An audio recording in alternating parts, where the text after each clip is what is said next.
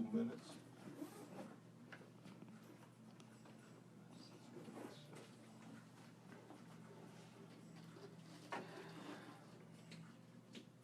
If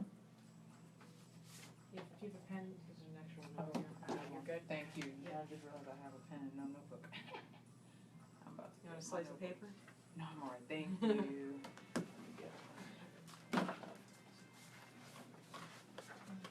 So you good? Good? Thank you. My man.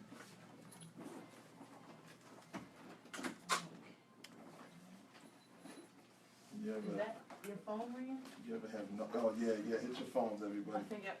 That might be your Where's phone. my phone at? He has your phone. Oh, I think that's- really? I've done that. I've done that. Being Really? on the phone and saying, "Oh my God, I gotta go get my phone." We got I 1 think minute, that's your Joe. phone. So bad. Let's go. See, my hair Funny. looks inside these headphones. Funny. Because your hair looks one way All with right. headphones on, and a whole nother way Yeah. once you put them on.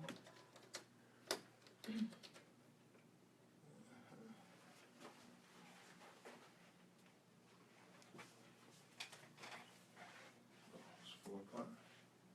Not yet. Going off the computer.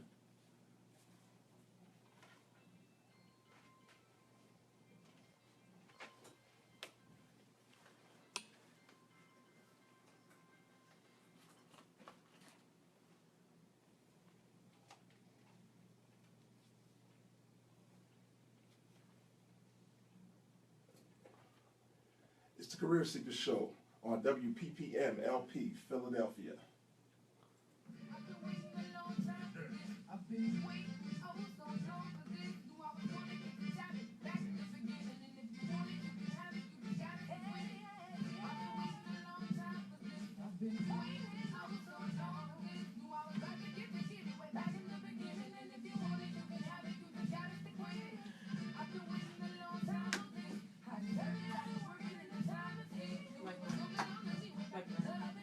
He said you don't want it.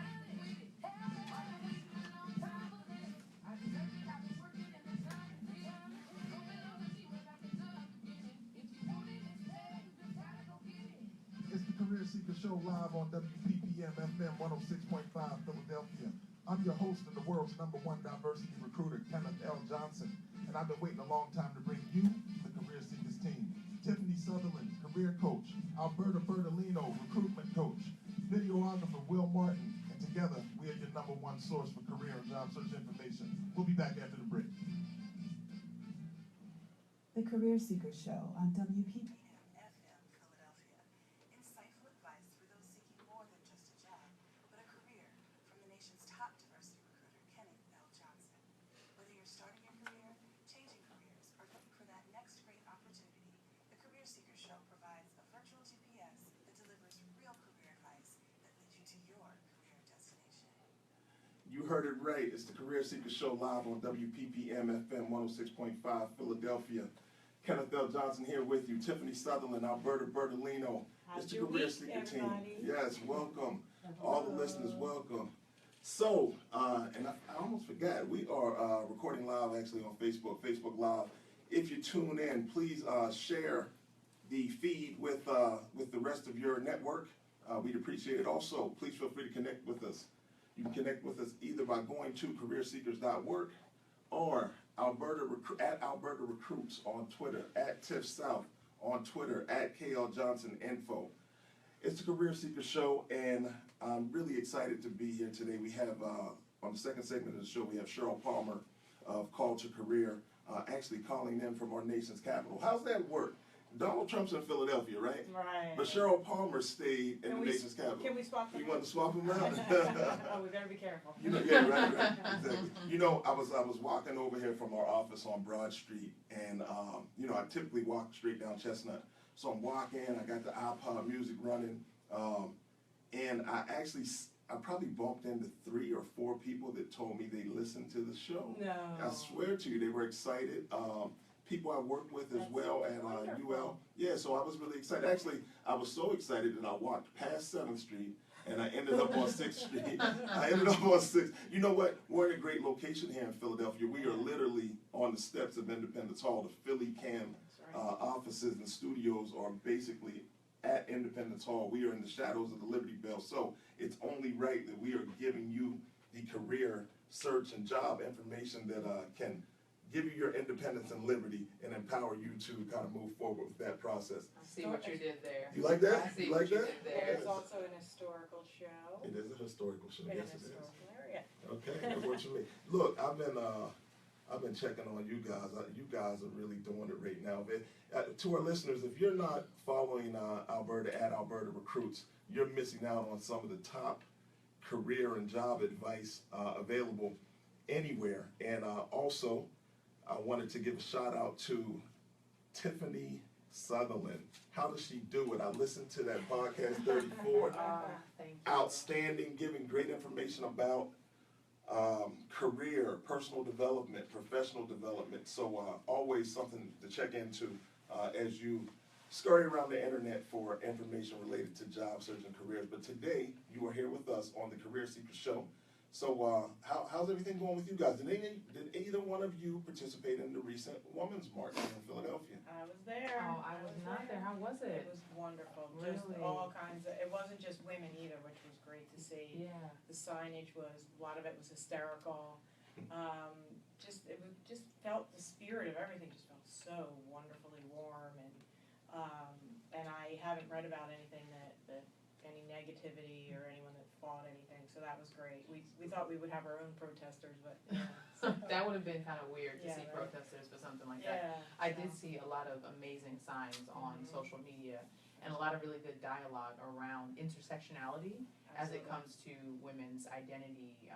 We're not all, one woman doesn't identify with one specific thing, and so it was nice to see that everybody kind of came together along the lines for just supporting each other. Absolutely, and supposedly about 50,000, so, Yeah. never know if that's correct, but just, yeah. Yeah, it was a lot Good. of people. So how's that? I guess what's the takeaway from that from a career standpoint? I know in any movement or in any protest, I guess there's a piece of it that's an economic piece. It seems like, and I'm just wondering, with that particular march, did you see something that you could take away and say, just from people being out here in a career trajectory or a career angle, was there anything that you took from that? You know what, Kenneth, you're putting me on the spot, because I I don't know. apologize. That's really, you make me think that I should have brought business cards. You should have been or- prepared. My job, open jobs, right? Well, you know what? It's So, interesting though. I think even in some of the smallest things. I think even like walking over here, people stopping me and saying, where you headed, and I'm telling them I'm going to the show, and they're like, oh, I listened 2 weeks ago. I listened last week. You just start to take things away and say, all right, you know what? Even as an individual, how can I be better? What can I do? How can I do more? Right. And a lot of times that translates back to what you do as a Sure. profession. So Sure. that could be Yeah. the take. Yeah. Yeah. Do you, I was just gonna say, I think one of the things that we often talk about is equity or lack thereof in pay for women around this country. So I think if you can just draw a larger lesson, it's that as women or men, regardless of what, you'd have to know what you're worth and know how to ask for it when you go for a job. that's very good Because point. a lot of the times sometimes people just don't know what the market is offering, so that just goes into the research that you need to do when you're applying for a job, but just knowing what you're worth and then asking for it, because otherwise you'll miss out on your own, because an employer might not give it to you unless you ask for it. Right. So in that, I think that I have volunteered in a lot of different ways my entire life, but this was the first march I've ever done. Really? Yeah, and so I think a lot of people, it was the same, so to feel that strongly about coming out, to take that to your career too, if you feel Sure. that strongly about switching careers, for instance, or strongly about a certain type of job, pursue it. Don't wait. And I shouldn't have waited Sure. all this time. So Gotcha. maybe that.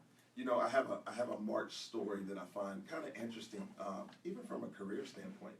When back in the days of the Million Man March, I was planning on going, and there was do you remember the staffing agency Placers? Do you remember Placers? There was an agency called Placers, and they were a pretty big regional staffing firm here in Philadelphia and in Wilmington. So I wanted to get into the staffing business really bad. I had never had a job in staffing, and it was like Million Man March time, and I was all set to go to the march, and Placers scheduled an interview on that day. So I couldn't turn the interview down. I felt so Sure. bad for not going, but I'm like, listen, I need a job, so I need to Yeah. go on this interview. I didn't get the job, but you know what? Strangely enough, I met an individual. Her name is Ruth Cronin. I met Ruth. She was a manager at Placer. She did not hire me there, but we maintained contact and communications. We really hit it off, actually. It just was a thing where it wasn't, the timing wasn't right. Sure. And she ended up bringing me on board with another company, Oh, okay. maybe like 5-7 years afterwards. Look at that. So it worked out nonetheless. Yeah. Right, So right. I taught a class today, and a piece of that was how do you make decisions on what to sacrifice for your career. We have a lot of people that are parents in the class, so Sure. it's a real issue for them. Like, all right, you know, little guy's sick, or little guy wants to take dance, you know, I don't know, he wants to take music classes or whatever it may be. Do I ask my job for time off? Do I leave early? I guess you probably go through pieces of that. Both of you guys in a more corporate environment, you probably see a lot of things like that. How's that? The work from home. Sure. There are a lot of people that will ask about that, and unfortunately, in the industry where I am, it's a lot of field workers and people have to be on site. There's shift work, so unfortunately they can't. But in our corporate headquarters, et cetera, more of the white collar, slowly we've been allowing people to work from home. And I think the mentality that I keep reading about with big corporations is that we're all adults. If you do your job, I don't care how many hours you spend face to face. Right. But then you have other people, like my brother, who works fully from home, and his company gave him a remote office and whatnot. So Yeah, it's definitely a balance, and I think it comes back to, again, kind of what we were talking about earlier, is knowing what to ask for and when it's appropriate to ask for it. Because not all situations are going to warrant you being able to leave early or, you know, have the kind of flexibility that you need. But so if that's something that you require, then in thinking about your job search, maybe shift work might not be the best thing for you, or maybe you need to find something that gives you the opportunity to work remotely. I know in the legal profession, it's definitely something where, you know, there's flex time and it's a whole different model. So it's not something that it's almost, you know, a lot of law firms are not really FaceTime kinds of places where you have to be sitting in your desk. As long as your work is getting done and people know where you are when things are required of you, then that's generally okay. Because again, we are all adults. Right. So you just have to know the environment, know your audience, and know what to ask for when it's appropriate. Right. Makes sense. Speaking of asking for things when they're appropriate, or just appropriateness in general. So the individual, Cheryl Palmer from Call to Career, that's coming on the second half, the way Cheryl and I came in contact with one another, we were both featured in articles for Monster.com. It was the same article each time. Well, it was two different articles, but both of us were in the article and we received a mention. But one of the articles was, speaking of appropriateness, 5 things never to ask in a job interview, right? So I actually pulled up the article when Cheryl agreed to come on to the show. I said, let me pull up the article and just take a look at some of the things that we spoke about. And one of the things that I shared was, you can't come in and ask, what does the company do? You know, and I've heard that happen, and I've seen it. You know, exactly. So we're going to speak up. Let me go through the 5 things that they came up with. So, what is your drug testing policy? How long until I can have your job? Oh my goodness. What about overtime? And any question about what you've already been told. So that's always a challenge as well. So I know you guys have done thousands of interviews. Well, Tiffany's jumping. I'm I'm just trying to understand how you would ask about a drug testing policy in an interview, and it's just fascinating, the kinds of things that people don't think about, and it just goes to, it's unfortunate, and we laugh about it, not to laugh sort of at the person, but it's a matter of, it goes to lack of preparation and judgment, right? So you could be a very, on paper, look excellent, but if you come into a job interview and ask a question like that is so far out of, just out of the blue, then the interviewer is just like, wait, now I have to question your judgment, because this is clearly not the right place for that kind of dialogue. Absolutely. But The irritating one, so if you, so not taking your time to find out about the company after you applied for it, or even before you applied for it, before you talk to me, is completely irritating. Sure. But then I take time during my phone screen to talk about the different lines of business, different things that go on at the company. And if those people then ask the interviewers the same question, and then it gets back to me, that's really. Right. Because it looks like you Did you didn't pay do what attention? you Yeah, and right, And- it's making me look bad, right, Mhm. so. So consistency in the way they handle the process. Right, we were speaking about that as well because we were talking about the benefits of kind of practicing the STAR technique for behavioral-based interviews. And if you have the same story and if people are asking you variations of it, because the talent acquisition team, they're going to discuss you as a candidate. Absolutely. So if your story is one way to Alberta and then another way to Tiffany, that's going to some flags and bells are going to come up. Absolutely. So you have to remain consistent in your answers. Yeah, and one thing kind of along those lines but a little different is to not treat the sort of the first point of contact any differently than you would the rest right. of the interviewers, Yep. because that's kind of goes to what you were saying. It's like the consistency piece, because I've had people kind of brush me off because I'm just the recruiting manager, and it's just like, oh, okay, but the hiring managers ask my opinion about the people. So it's just you treat everyone with the level of respect that they deserve regardless of their title, because usually most companies, that's kind of the culture of the company anyway. Absolutely. But that's just one of the things that, and so that might, maybe not in these 5 questions, but that often can be found in the way a question is asked at that initial phone screen or initial interview. But it's also the receptionist. If there's a receptionist at the company and you're, treat them downwards in any way, that does get back to us, so. You know, I had an office in King of Prussia, so I had a receptionist that was, she was our front desk person. Yeah. I guess in staffing, our office coordinator. Tamika, what's good? I hope you're listening. I'm talking about you. Yeah. So we had a gentleman come into the office. So I was in my office, and Tamika actually, I'm sorry. So Tamika was going to the ladies' room. So she was walking down the hallway, and she bumps into this guy. Like, not bumps into him, but sees a guy in the hallway. So he says something to her to try to get her attention. And basically, she's like, oh, I'm not interested. And, she went to the ladies' room. So when she comes out, he's still waiting for her, right? Oh, no. So she's walking as he basically follows her to our suite. Yeah.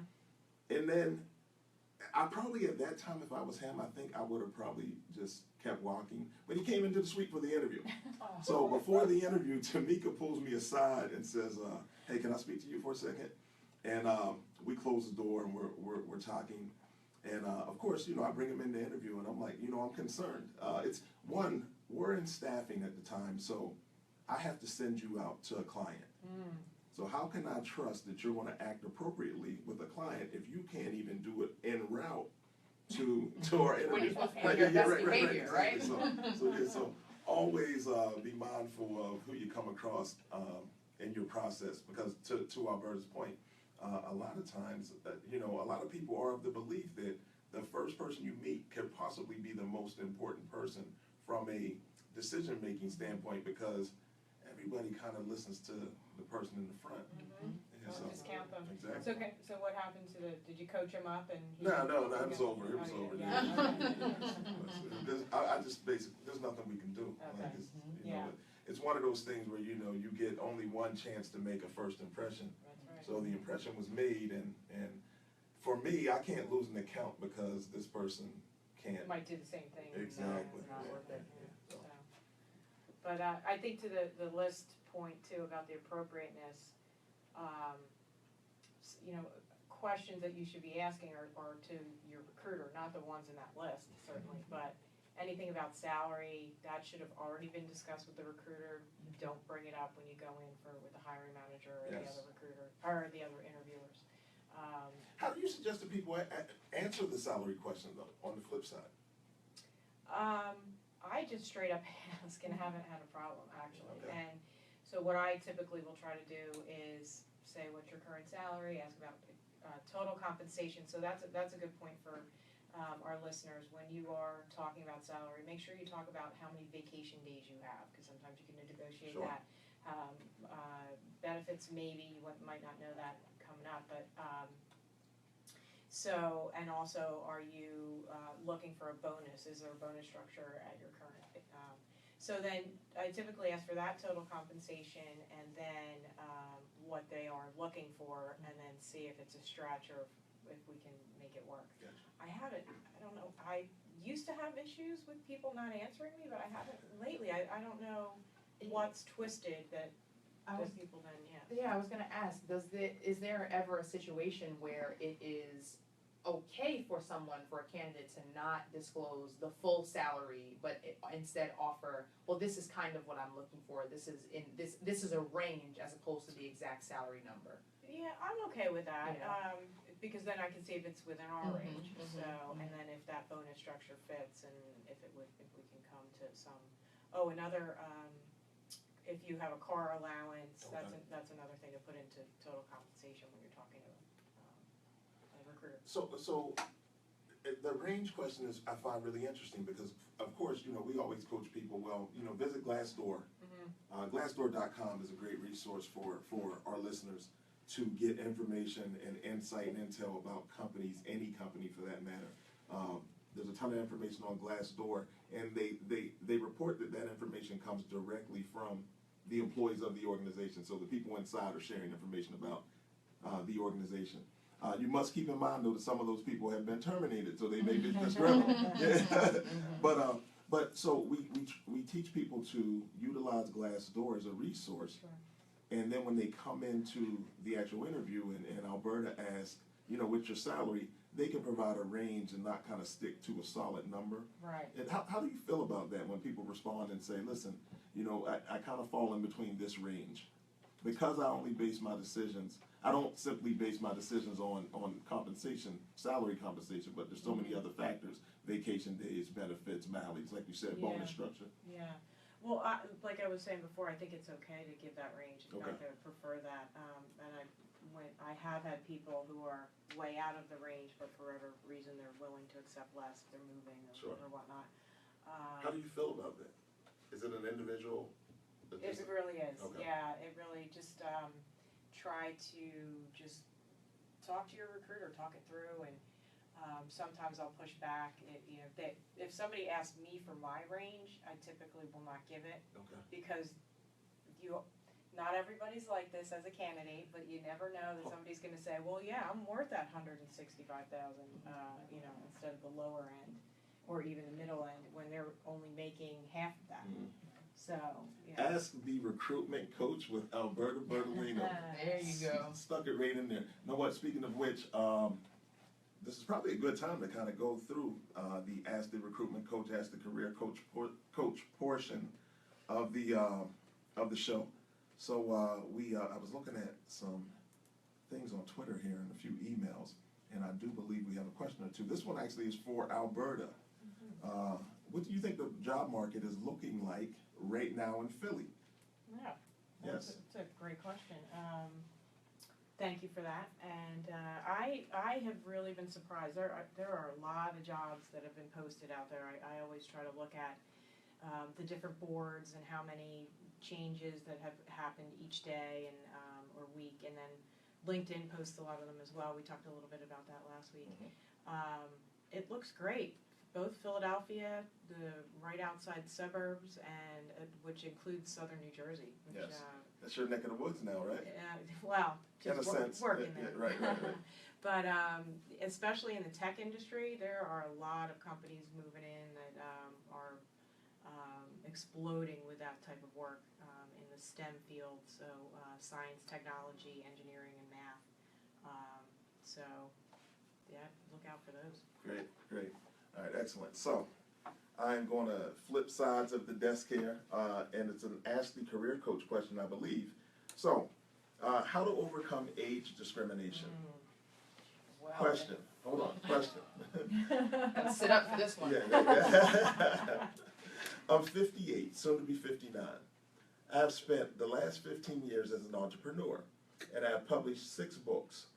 I want to get back into the workforce, but I'm either overqualified or my qualifications aren't currently enough. I can't even get a job at the local grocery store because I'm overqualified. What do I do?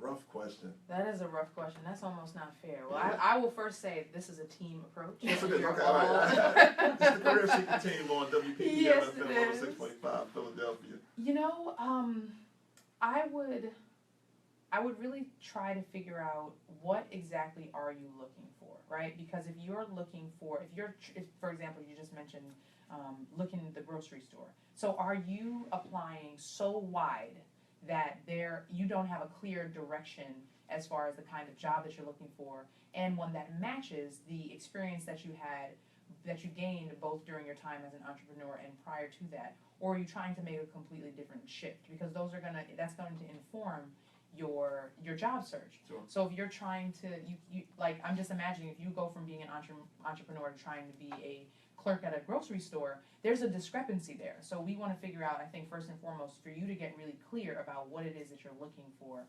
because it might not be a matter of age discrimination as you referenced, but it might just be a lack of clarity in your search. So Lucas, we do not have enough information. We need more information. Actually, I want to know what the 6 books are about. Yes. And what grocery store, man? If you write books, I would probably hire you. At the very least. All right. So okay, I have another question here. No, they're coming in. Thank you so very much, listeners, for sending in the questions. We really appreciate it. It's the Career Seeker Team on WPPM FM 106.5. So this one is from Stay at Home Dad, and he actually needs resume advice. So here's the question. I'm seeking some stay-at-home dad resume advice. I have been a stay-at-home dad for the last 4 years. I want to return to paid employment, and I'm not sure how. I'm not sure how I should address my work stoppage. Do I address/explain this in my cover letter, or do I come up with something clever on my resume, or both? Clever is a code word, right? Yeah. I'm not a big fan of cleverness in cover letters or resumes. This is serious business here. Yeah. We're talking about careers. I think you be honest. I mean, because that's always the best policy, because eventually it's going to come out. Especially if there's a gap on your resume, that question is going to be asked at some point in the interview process. I mean, I ask it when I look at a resume. If I can't account for a few months, I want to know where those months are, and I'm going to make a note to say something about resume formatting as it relates to months and years. But don't get clever, don't get cute, don't try to be funny. Be honest. I think is the best advice I can think of. Yeah. AB. I'm thinking that put it on your resume. Yeah. Put it as part of, Okay. even if it's further down in the resume, other experience or other background could be a header on there. It accounts for it. Cover letters, recruiters, we don't always read them, unfortunately. So you do want to say something. And if you're applying online to career pages on company websites, there's sometimes a free text space where you can type in something like that. It's not looked down upon. I would say we just want to know, and that's admirable to be a stay-at-home dad. Absolutely, Yeah. absolutely. And I'm sorry. No, I was just going to say a whole other skill set. Right, absolutely. And I think if you do take the time to write a cover letter, but you're concerned that your cover letter is not going to be read in the way that you would hope it, that's what a professional summary is good for, or that open text space that Alberta mentioned. A professional summary is maybe 3 to 4 sentences at the top of your resume, not to be confused with an objective statement. Right. Because an objective, do not tell me that your objective is to get a job, because we know that because you've applied to the job. So don't take up valuable real estate on your resume. So instead, really use that opportunity to say, that you stayed at home and you were taking care of your family, but have this background, gained these skill sets, done this kind of volunteer work that has improved your skills, so that and that brings you kind of to where you are now. So it's like a quick snapshot at the top of the resume that gives kind of context to the rest of everything that's going to follow. Excellent. Absolutely. It's the Career Seeker Show live on WPPM FM 106.5. Tiffany Southerland, Alberta Bertolino. We have Cheryl Palmer on the phone, so we'll come back after the break. We'll connect with Cheryl. Stay locked, Career Seekers Radio. Can you turn this down? Stay with us. We'll be Can I right turn it down? It's I really think loud. I can turn it down. I know I can turn it down. I can't turn it down. Maybe it's on the. Oh, yeah. Never mind, I have my own, sorry. Let me see if I'm still learning. See if you can hear Cheryl. I was saying, do you turn the camera because it's the long way or no? I can't do it. No, You want to flip their phone to Really? look at it even see if I can. online. Cheryl, you here?